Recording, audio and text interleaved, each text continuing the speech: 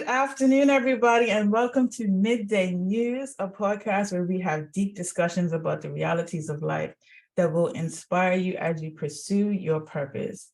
My name is Tanea. I am your host, and I have here an amazing guest that I'm very excited to talk to, Ms. Daria Mallard. She is a licensed clinical mental health counselor. Yes. There Yes. are so many initial letters that let me I, make sure I they get changed this it. It right. used to only be 3 letters, and they changed it all to the alphabet. But yes, I'm Daria Mallard, and I am a licensed clinical mental health counselor. Um, I'm licensed in North Carolina, but I live in Washington, D.C. Okay. You live in Washington, D.C. So Daria, tell us, please, give us your backstory. How did you get into counseling? What motivated you to go into this field? Well, it's funny because in undergrad, I studied criminal justice, and it was actually my mentor, who was a PhD psychologist, and he was doing all the counseling and criminal justice courses, that was really encouraging myself and some of my classmates to look into agency counseling. Because initially I wanted to be an attorney, but then there were a lot of things that I went through in undergrad with my own mental health. And then even kind of watching some family members, like my grandmother in particular, with like anxiety and like depression and grief, like being exposed to that, and then going away to college and having my own stuff come up, and then going to therapy and seeing how much it changed my life. That's when I knew I definitely want to do this. And I felt like it was a better path than being an attorney for me, in terms of helping people and reaching people. Mm-hmm. That's awesome. And I love that you went to therapy yourself and started to see the benefits. Have you found that in the community, in the African American community, is that an anomaly, or is that something that you find is more prevalent nowadays? It's gotten a lot better, a lot better. But I will say, around the time that I was struggling with my mental health, when I was in that 18, 19, 20, 21 range, it was not as openly discussed. There was a lot more judgment around it, you know, quick to be called crazy, et cetera, all the terms, all the stigmatized terms. And so there was a lot more shame around it. Mm-hmm. But then it's funny being in the field and seeing so many people that look like us in the field. Like, okay. And then, we have social media, and I mean, that's grown a lot. Cause I mean, I went away to college in 2005. So my stuff came up in 2005, but being in 2023, you have social media, you have a lot of, you know, therapists and life coaches and different professions, like going live and sharing knowledge and information about mental health and trauma. And there's so much more normalization around it than was out when I was struggling. Yeah, you So I'm mentioned grateful. those years 18, 19. That's around the time that I started to see a counselor as well. I think that's a pivotal age where you start to come into who you are and really start to recognize the things that you grew up with and the things that you endured through childhood, and they start to play a role in who you're going to become later on. And you start to grapple with, okay, what really happened here, and how do I move forward from this? So that's actually the age that I first went to therapy myself, at 18, 19. I love having a therapist. I am in between therapists right now. But there have been multiple points in my life where I've seen someone, because I think it's just great to be able to process outside of your own head as as to what's going on. And the reason why I wanted to have you on the podcast today, this season is about the entrepreneurial journey, and just about giving insights and inspiration to those who are embarking on that journey and looking to do something other than what they're used to. And there are so many things that we come against and my focus is on creative entrepreneurs, those who are looking to build a business around the things that they are passionate about and things that they can kind of create out of thin air, be it artist, architect, whatever. If you're using your brain to create your wealth, that's who I'm focusing on.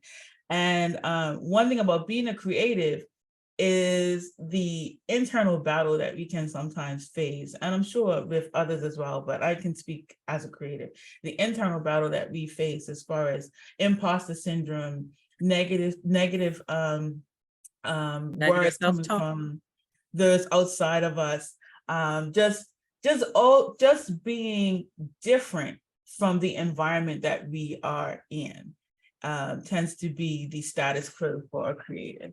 And so I wanted to have you on to give us your expertise and your amazing insights and lessons learned on how to cope with these things and how to overcome the imposter syndrome, what type of things can we do to just forge ahead, and from a clinical and professional standpoint.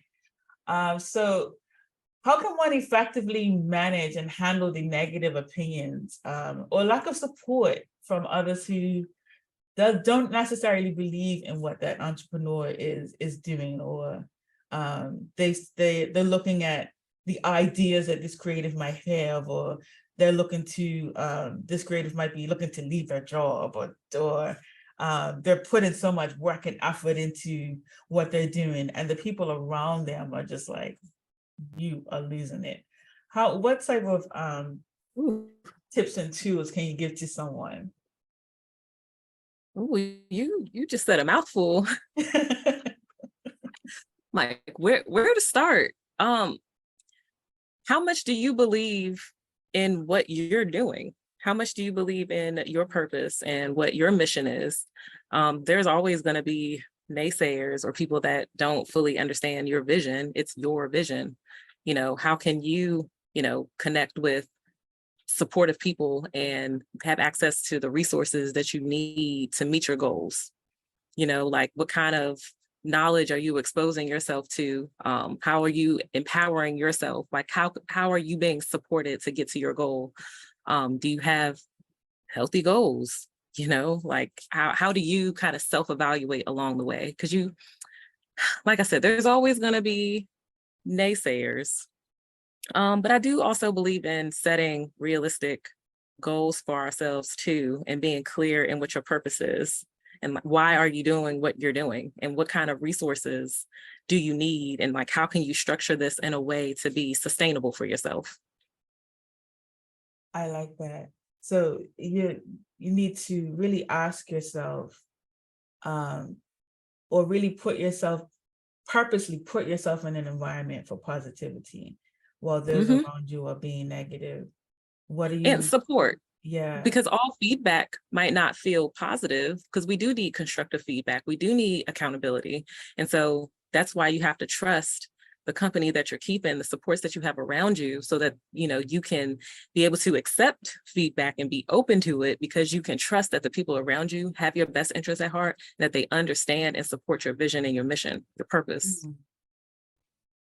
That's good. Choose wisely who you have around you so that you can trust. So that even when they're telling you, look, this isn't the best idea, you can know that they're coming from a good place and they're not just speaking out But of someone fear. who supports you might not necessarily say this is not a good idea. Mm-hmm. The person who supports you would also offer some solutions. They wouldn't necessarily just put down your idea or your vision or your thought. They can give you suggestions. They can give you healthy feedback. They can ask you questions to get you to process what you're thinking about, what your mission is, what your idea is. Give you some things to think about, not I just like say that. no. I like that. That's a good way to discern whether or not you're being critiqued or criticized. Is the person also coming with some sort of positivity? Are they also coming with good questions, like you said, as to get you to really process further what it is that you're thinking? I like Are there any specific techniques or exercises you recommend for reframing negative thoughts? So that's a loaded question. Mm, And I was wondering if you were going to ask me something like this, because we tend to look for strategies and techniques. Like I want to not have these negative thoughts. I want to think this way about myself. mhm, But then I find that the things that we actually need to do, because we're subconsciously taking in messages. Like I can tell myself I love myself or I'm important all day long, but if that's not how I'm treating myself, if I'm not mhm, implementing things that can actually be helpful for me, what message am I really sending to myself? It's like being in a relationship with someone that's telling you, oh, I love you so much, you're so important to me, but they don't make time for you, they don't prioritize you, they're not showing you that they value you. And then after spending the day, burning yourself out, not having boundaries, running yourself into the ground and not being able to take time to just sit and do something for yourself because you didn't have the time, then at the end of the day, I need some strategy so I can feel better about me before I go to bed. Because I waited until the end of the day when I did everything else and I have this little ounce of energy left that I want to maybe or maybe not pour into myself. And Do you now I feel like recommend, strategies are futile. pardon? And then after that, feeling like, oh, strategies are futile.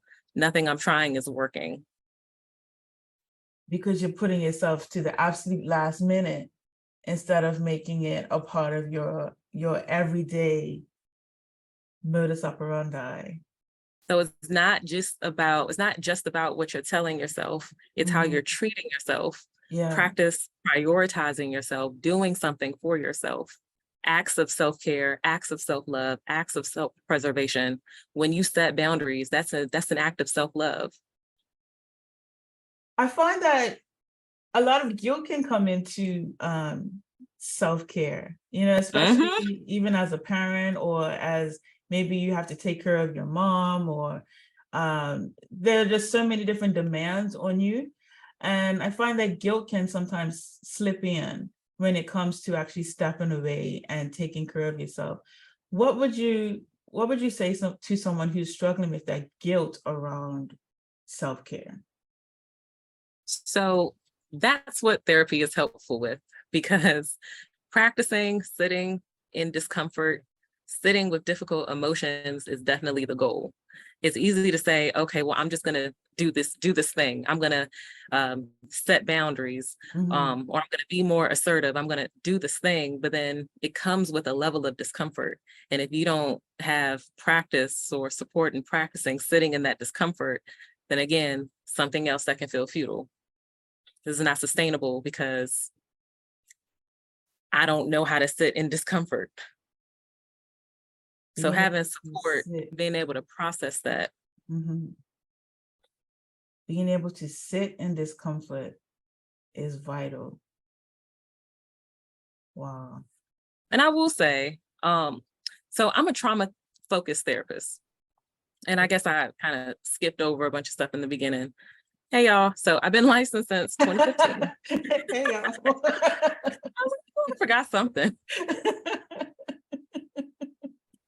So I've been licensed since 2015. But I've been trauma specific and trauma focused for the past couple of years. Mhm. I have a particular training. It's called EMDR, eye movement, desensitization, and reprocessing. And it is around like reprocessing negative beliefs that are tied to trauma. So beliefs like I'm not good enough, or it's my fault, or like I'm not enough. I can't show my emotions. Because a lot of the times the trauma is not just attached to remembering something, but it's attached to the messages that we get. Mm. And so trauma therapy specifically is also about the body. The body is what keeps the score. It remembers everything, all of our conditioning, our emotional responses, Mhm. everything lives in the body. So once you can practice literally sitting physically with your body sensations and understanding them, like understanding your emotions isn't just intellectualizing, oh, I know I feel sad. Really being able to practice regulating and sitting through that. Like Mhm. that is like that deep, meaningful work. And I said all that to say that really doing that type of work and like practicing sitting in your body is going to be the key to like everything that we're talking about. Like everything that we're talking about, we would circle back to nervous system regulation, regulating your body, being able to practice sitting in the discomfort in our bodies. That I don't know sounds if that was too so much. scary. And that's why with support, Mhm. I'm encouraging it. So Because what people type want of to know what's what therapy helpful for. you said it's called EDMR? EMDR, so eye EM movement desensitization and reprocessing. So, and sorry, because I wasn't really trying to get into something super complex, but the gist of that is using the way that the mind functions to make it process information for you. So trauma is unprocessed information. It sits in your limbic brain, like it's literally living in your body. Your frontal cortex, the front of your brain, is where your executive functioning is. That's where your reasoning is. That's why when you're triggered, you don't have that reasoning to just say, oh man, I know I'm boiling angry right now, but I can make the best decision in this situation. No, we typically need to be regulated first. That reasoning part of our brain is not activated. Mhm. And so the EMDR is about bilateral stimulation. Like when you go to sleep at night and you're in REM sleep, it's like rapid eye movement. Your mind is processing information. So it's a form of therapy where you use that technique to like reprocess information, but it's around like negative beliefs that you have. So I may have different experiences that I was exposed to that made me feel like I wasn't enough or I wasn't good enough. And every time I feel like that's been confirmed or I'm in a situation that reinforces that I'm not good enough, my body has this response now. I am triggered. And so it really addresses and explores all of that, what you're feeling in your body, the beliefs that are attached to that, your emotions. Oh, I might need to sign up.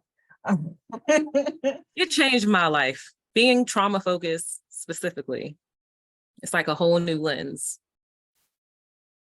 What do you find, or have you found a connection with um,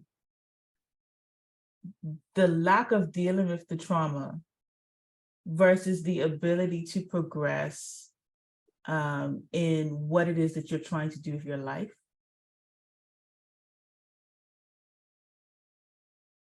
People are scared of that word. People tend to have a little apprehension around the word trauma. Hmm. Feels scary. Um, the thing is, it lives in your body anyway, whether you want to address it or not, whether you want to acknowledge it or not, you're still living with it.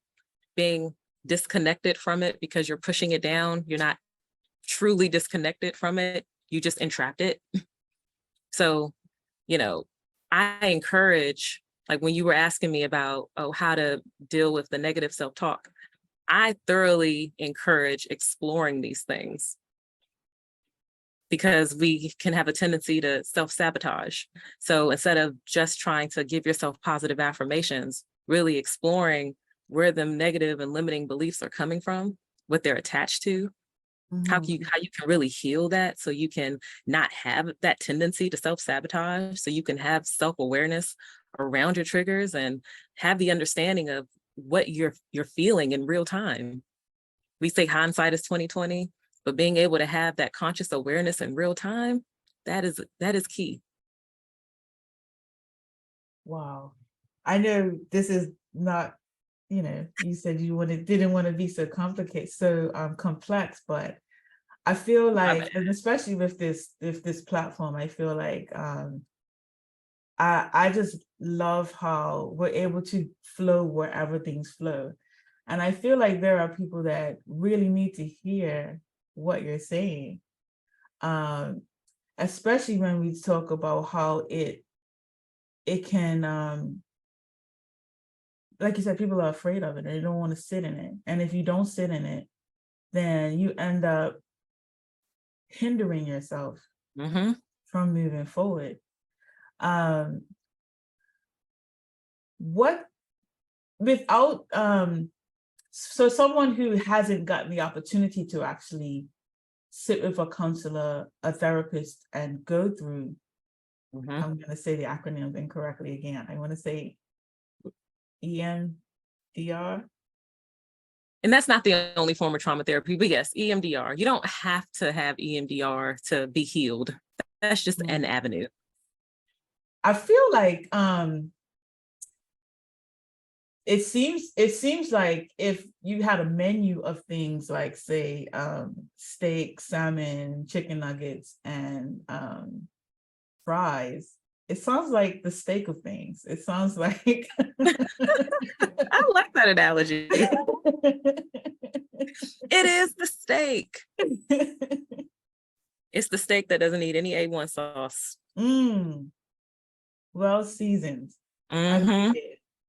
I like it and terrified of it because, like you said, people are afraid of trauma. So, But I wonder.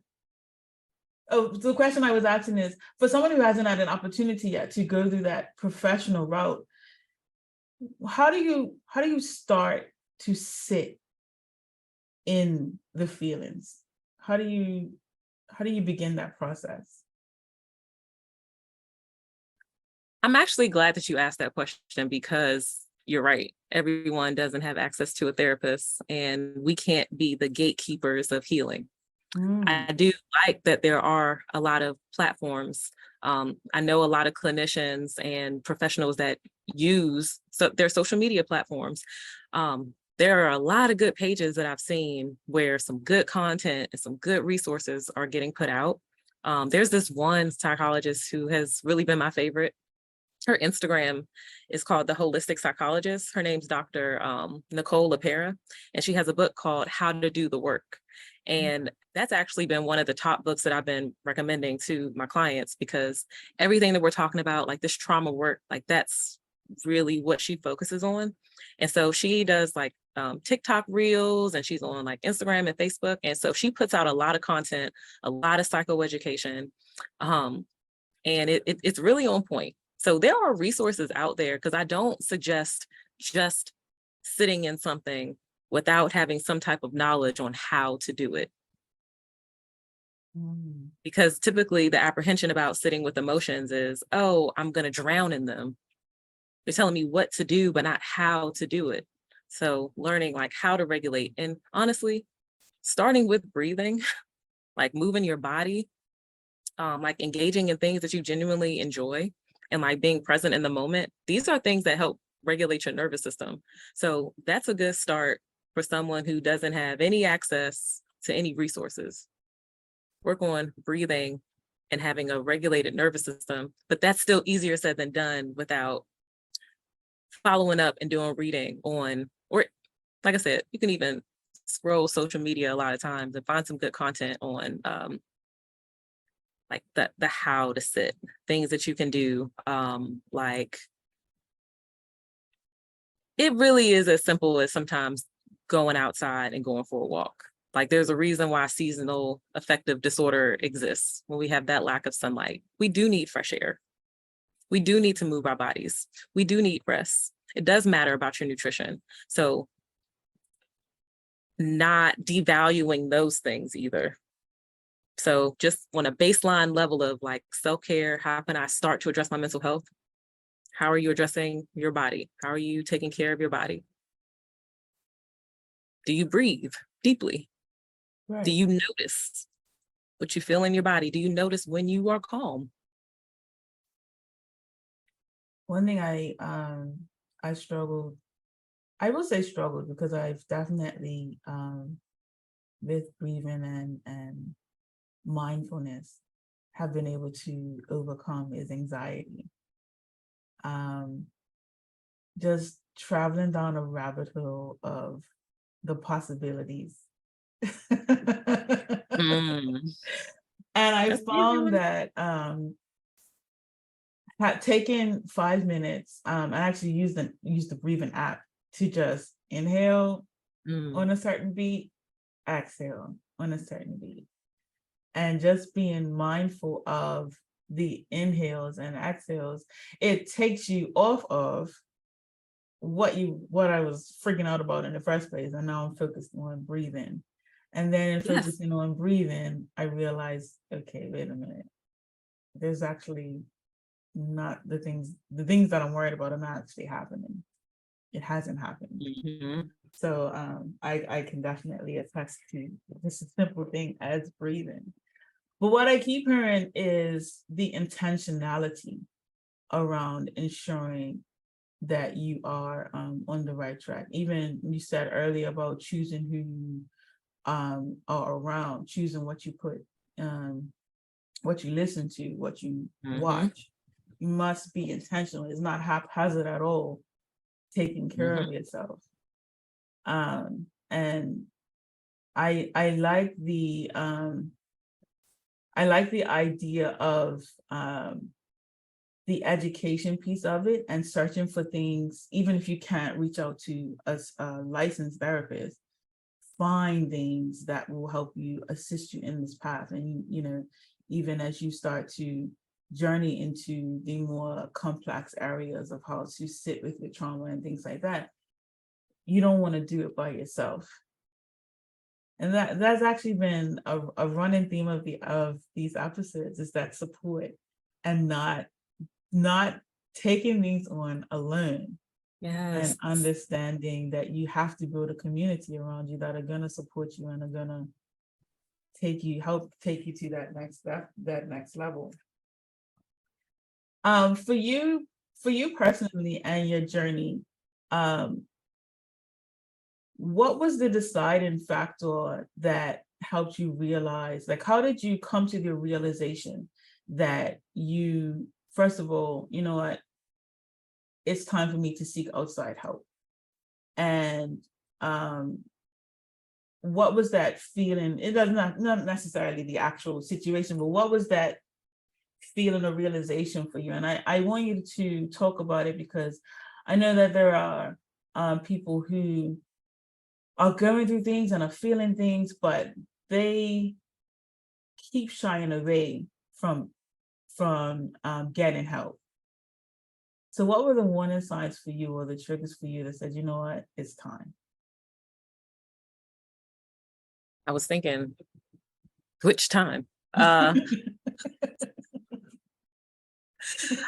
like, are we talking teenager, college, grad school, adulthood? I'll take college.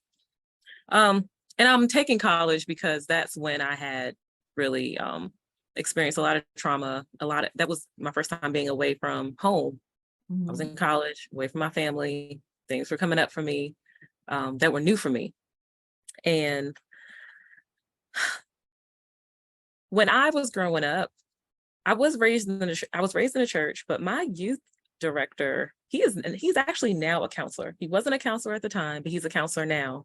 Okay. But he kind of played that role for me.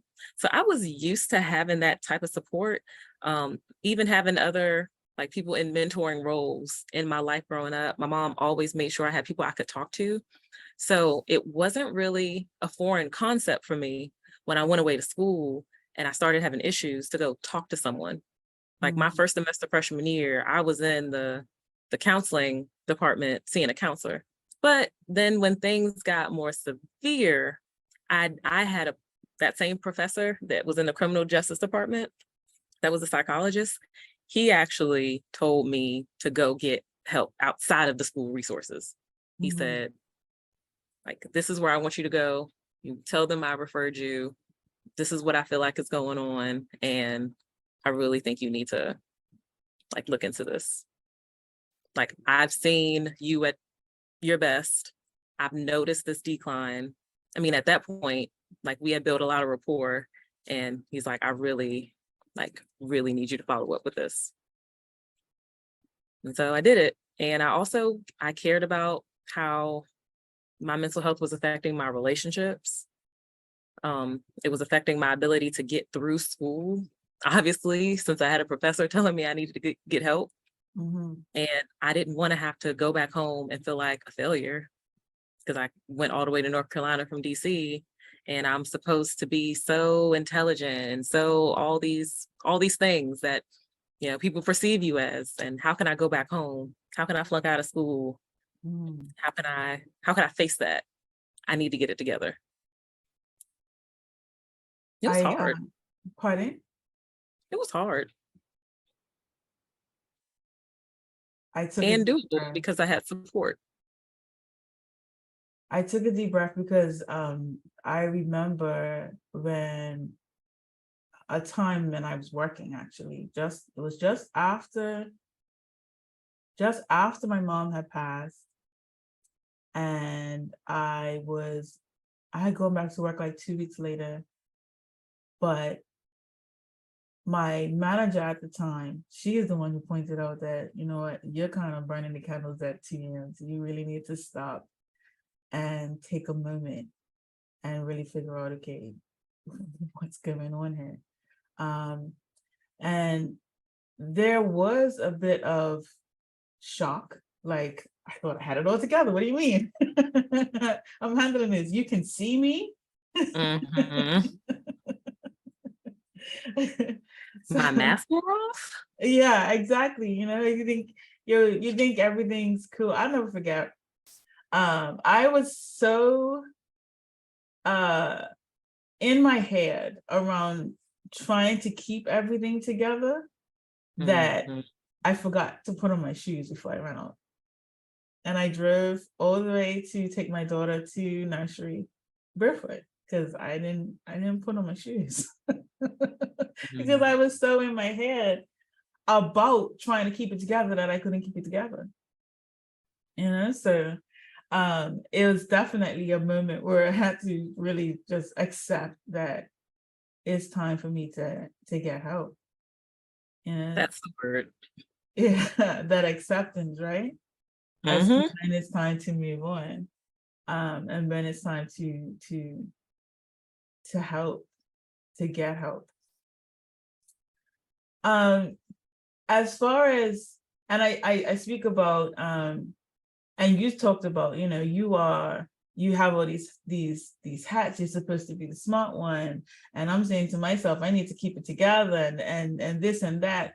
Um, how do you, how can you, what advice would you give people around setting realistic expectations for themselves, even as an entrepreneur, just as a human being, and setting the time and effort aside to achieve the different goals that they have for themselves, and fill the different roles that they have for themselves. Yeah, what guidance would you have on setting those realistic expectations? Well, first of all, giving yourself some grace and really prioritizing like self-preservation. Mm, You know, everything that you believe about yourself and the world around you is conditioned. So, like our self-perception, like we were talking about that 18-year-old phase, you're still kind of living off of what you've heard about yourself your whole life before you really get to go away and experience yourself on your own. mm, Like, who am I outside of what everyone's been telling me, or outside of who everyone's been telling me I am? Um, Realizing that just because you've been conditioned to believe certain things, it doesn't mean that that's your destiny, or you have to be bound to other people's perception of you, which is a hard one. Because fighting perfectionism or challenging perfectionism is a lifelong plight. But it includes a lot of, for me, reminding myself that I don't have to be who everyone else has always perceived me to be. I don't have to always meet everyone's standards or make everyone happy, um, because I want to be perceived this way, be perceived as good, or um, a lot of times it's reliable. That's the one that we use to really push boundaries. I have a lack of boundaries because I want to be seen as reliable, mhm, but it's okay to put myself first and acknowledge that I have limitations. It doesn't mean that I'm not competent just because I don't burn the midnight oil every night. That I can still be efficient and not run myself into the ground. So a lot of times that's about meeting these rules and expectations that we have for ourselves, that I have to navigate life in this way because that's what I've been conditioned to believe that I'm supposed to do. But no, I can prioritize myself just because that's not what was modeled to me. And maybe a lack of boundaries and burnout and overextending myself is what was conditioned and modeled. That doesn't have to be how I live my life. I can experience life a completely different way. You're speaking a word. That's that's a very freeing statement for someone to be able to internalize that I can live my life a completely different way, and that self-preservation is okay. It is okay. And it's actually better for you to be in that mode of self-preservation, because then you can be there and play those roles and do those things that you are assigned to do more efficiently and more Exactly. whole. Yeah. Took the words right out of my mouth. I love The it. best thing you can do is prioritize yourself and your care so that you can have the capacity to do the things that you want and need to do. The best thing you can do for your relationships is care for yourself.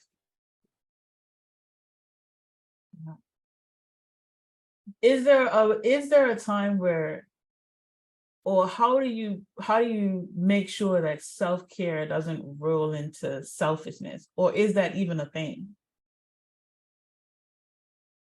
I like that question because that is a tricky one, because that can come down to perception. Because if a person has always valued overextension and a lack of boundaries and selflessness as the value, then anything outside of that is going to be perceived as selfish. So a lot of times we're like, oh, well, I need to do this because I don't want that person to think that I'm selfish. But you can do all of these lists of things and a person can still perceive you as selfish. How they perceive you is really about them. You can do all of these things and still not be able to control another person's perception. That doesn't mean you don't, try to show or display that you value your relationships. So I'm definitely not saying that. Acts of service is my love language, but then I do also have to be mindful of my boundaries. So it's practicing a balance, and it's practice. It's definitely not a destination.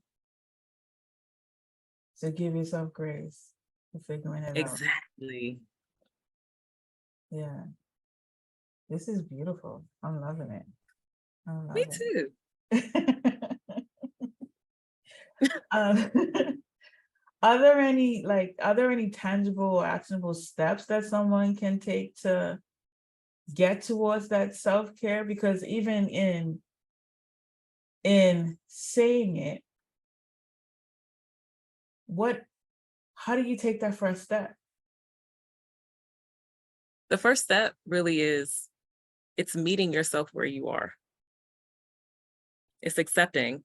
So there's a phrase, it's called radical acceptance. So accepting something fully and wholly for what it is. So it's not just accepting something that you can't change or accepting things you can't change. It's also accepting your experience and how you feel about that thing. So I might not be able to control something that's happening to me, but how I feel about it still matters. The way that I'm experiencing that is still real. It's still real. It's still real, and it still matters. And that's where the sitting with emotions comes in too. But it starts with really meeting yourself where you are and practicing having some self-compassion and some grace and some patience while you get on with your journey and build your resources and your support, because it's a journey and it's not linear either. So some days you're gonna feel like you're making progress, some days you're gonna feel like you might be regressing. So accepting where you are, meeting yourself where you are, being honest about it. I love it. You can ask yourself, where can I show myself some grace today? Where can I show myself some accountability today? That balance of both grace and accountability. Hmm. Yeah.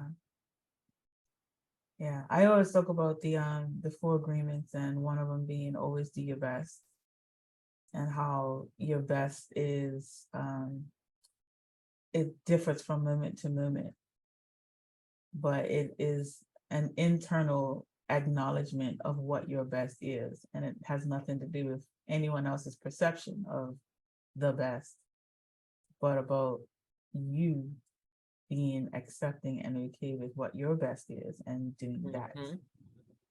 Yeah. Well, this is awesome. So we also talked about, we touched briefly on boundaries, and we talked about balance. Um how do you establish boundaries, and even as you start to create and mold the community that you want for yourself, the support that you want for yourself, how do you establish the boundaries around the original crew? What do you do to kind of, or what can you say to the ones who were there from the beginning, who expect to be a part of the journey, and turns out that they're not the ones for that season? How do you navigate creating a whole new tribe? You know, that's an interesting one, because I do always say trying to insert boundaries where they previously didn't exist in a relationship it can be harder than establishing boundaries from the beginning with someone, because what the relationship has been is what it's expected to be. So changing up the dynamic of the relationship is gonna give some pushback. Like, why are you switching up on me now? Right, right. Um, and that is not there's not a clear cut answer for that. That's one that would really need some follow up and some context, because relationship dynamics, um, the context of what boundary needs to be set. Because I mean, setting boundaries is not, it's not just about, or it's really not about at all, telling somebody what to do. It's, well, one, you're setting boundaries a lot of times because you're wanting to preserve a relationship. It's not just about protecting you from them, it's about building a bridge. We can have some mutual respect in certain areas so I can actually feel more comfortable and more safe with you. But then, yeah, sometimes the boundaries are to self-preserve, and depending upon the relationship, some authentic conversations around why this boundary is necessary, like taking a look at that overall relationship dynamic, would be helpful, and not necessarily just asserting, like, I want you to stop doing this, or I need you to do this, especially if you value the relationship. So there comes a point where, so if you value the relationship, it's more of an easing into and more conversational around where you are going and what it is that you now need, as Mhm. opposed to a recognition that this is no longer going to work for me and cutting it off. Mhm. Mm, I Because like. what does this relationship need to look like now? And so what if you come to some resistance when you're trying to say, okay, I know that we used to do this, but I really value who you are in my life and what we do. And so now these are the goals that I have for myself. And but that person is now, they don't like that. They don't like this change. They don't like the new you. They don't like that now you're trying to venture off into some built new world. How do you reconcile that?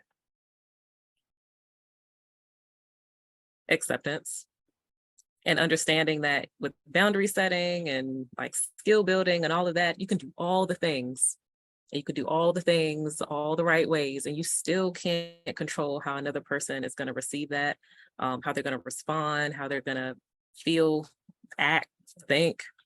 And so being able to really accept that you navigated something to the best of your ability and according to your values, and accepting that you can't control how it's received, but you can control how you respond and how you move forward. Mm-hmm. So the amount of accountability and the amount of intentionality around what happens with your life is paramount to anything. So you can't control how people around you perceive you. You can't control necessarily control what happens to you. You can only control you. Yeah, and I mean, our daily habits obviously have some type of control in terms of our everyday life. Like we have control, but then yeah, we don't have complete control over our external circumstances. And so a lot of times it's not even the external circumstance that brings a lot of the anxiety and stress, it's that internal experience. And so something that I do want to at least emphasize before we run out of time is that with all of this being said, I want to encourage not being afraid of your emotions, not being afraid to feel things. A lot of times it's the avoidance of that, the avoidance of feeling the thing that amplifies it. Mm-hmm. I shouldn't be feeling this way. I should be able to push through this thing. Like I'm supposed to be okay because I have this title, or I'm a mom, or I'm whatever that means that I need to have it all together, or I shouldn't feel this way. But you do. And allowing yourself to feel it, because it's that fear that surrounds the emotion a lot of times that's more intense than the emotion itself. So really allowing yourself to be a human and experience things. Yes. The fear of the emotion, the fear of the perception of of the emotion is bigger than the actual emotion. The It's anticipation of okay it. to just, Like, I don't want to do this thing because it's going to make me feel this way. And then I don't want to feel that. wow.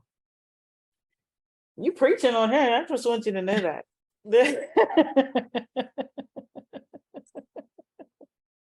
It's so many different jams and nuggets that you have dropped in just the emphasis on self and the emphasis on being intentional about your healing and about your journey is what's really sticking out with me from everything that you've said. You definitely got me curious about this trauma therapy that you were focusing on. How did you get into that? I was actually referring a client for it. And I was referring them to someone I went to grad school with. And when I was talking to her, she was like, you need to get trained in this. You don't need to be referring anybody to me. And then she encouraged me, well, that encouraged me to receive it for myself, because I don't provide anything that I have not experienced. That is Okay. definitely a rule of mine. So I went through it myself. And even during the training, we had to like do it on each other. And it changed my life, my whole perspective, personal and professional. I'm like, what was I doing all these years? Not that I wasn't providing quality therapy, don't want to say that, but it definitely gave me a different lens. So where can people find you? Those who are looking for a therapist, and because you have your own practice. Is that what it is? It's a practice, right? I don't even know. Well, I know so doctors I say work practices. independently. So I did just establish my PLLC, Compassionate Solutions, where I'm going to be well, I'm establishing a training and education program for counselors, professionals, lay people on trauma-informed care. For counselors, I'm working on more of a variety because I work with eating disorders and like other areas too. But in terms of other professions and just people in general, I've been focused on trauma-informed trainings. And I just started back school this week in my PhD program on counseling and psychological studies. And my concentration is actually trauma and crisis counseling. So that trauma lens, that's really my niche right now. Mm-hmm. I love it. So Dr. Thank you so Mallard, much. next time you come on, you'll be Dr. Mallard. It's gonna be 4.5 years before you have me come back. Oh man. Well, I'm gonna just call you that next time.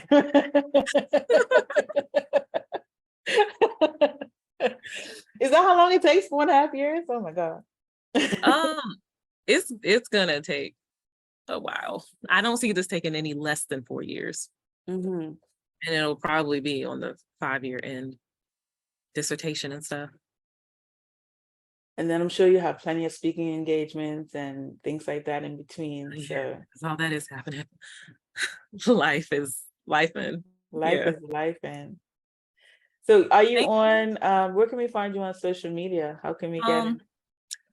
Instagram, DC_scholar, Facebook, Daria C. Mallard. I'm not really on TikTok much, so I guess just Instagram and Facebook. I look forward to you actually doing some some posts. You mentioned another therapist who does informational social media posts. I look forward to seeing yours. This has been you have definitely given us some amazing information. Is there anything else that you would like to share with the audience?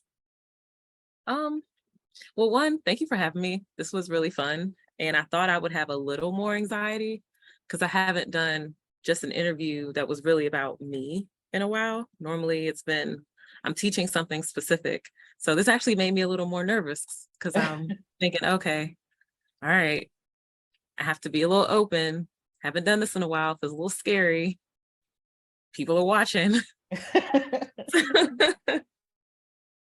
So I guess what I want people to know is that I'm a professional and I do these things, but I still have my own stuff. Like it's still a journey.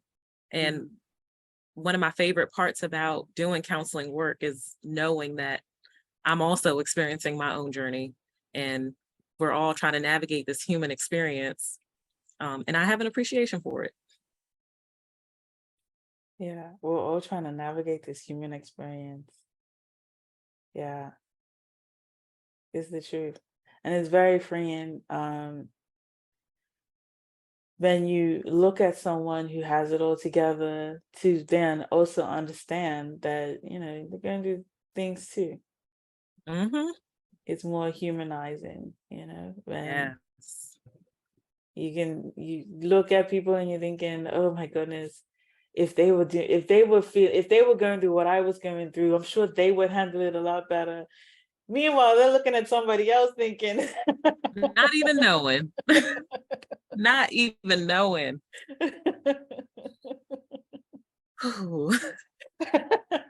We got to stop that. Yes, for real. What were you gonna say?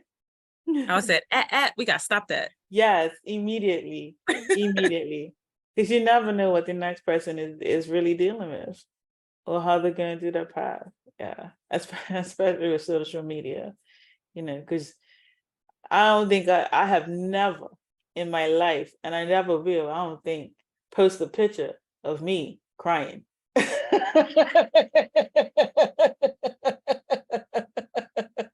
Yeah, I'm not there. I'm knocking it because I understand.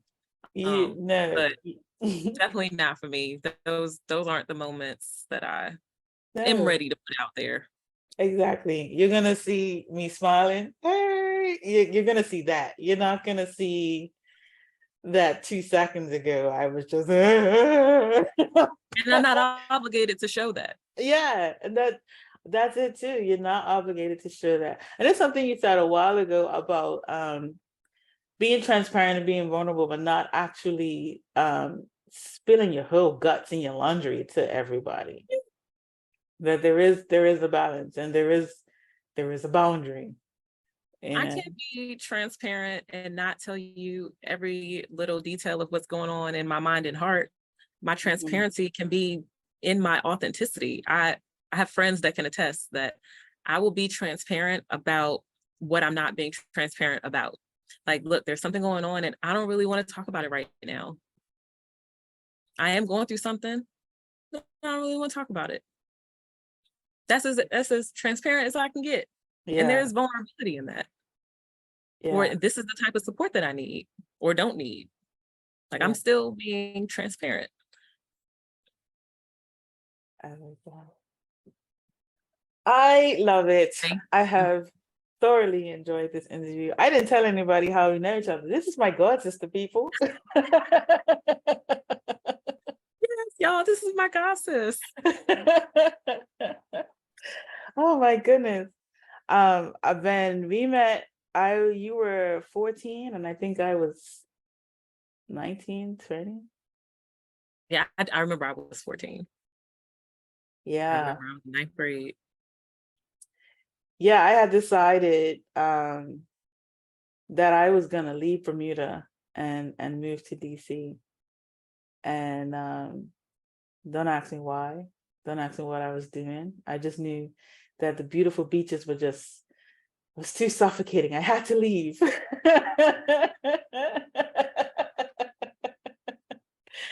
And I found myself at Daria's house. And it's been so amazing. I'm gonna sound real old and real ridiculous right now, but it's been so amazing watching you grow into such an amazing woman. Such a Appreciate that. phenomenal woman. And as I saw your posts on social media and the things that you're passionate about and your perspectives around different topics, I just knew that I had to have you on the podcast to be able to share your knowledge with us and just help bring into perspective what it's like to be on the journey of, and it's not just about entrepreneurship, it was about the journey of being a human Mhm. and the work that it takes to live in your fullness and live in who you are completely and wholly. Mhm. So I thank you so much Thank for you. coming on. This was so fun, and I hope you enjoyed yourself too. I did. This was great. This Good. this really was great. 'Cause now I feel more comfortable doing more things like this, kind of getting back to it. Something Yes. I thought about for what I want to do. I'm like, I need to get back comfortable doing things like this. So it was a little uncomfortable at first. Oh, I'm glad. Your I'm glad. spirit and your energy made this a lot easier. Oh, wow. Thank Just you. FYI. Thank you so much. I appreciate that. Everybody, thank you so much for watching. This is the Midday Muse podcast, a podcast where we have deep discussions about the realities of life that will inspire you as you pursue your purpose. Thank you very much for watching. Thank you to my guest, Daria Mallard, soon to be Dr. Mallard. Have a great day, everybody. Bye. Bye.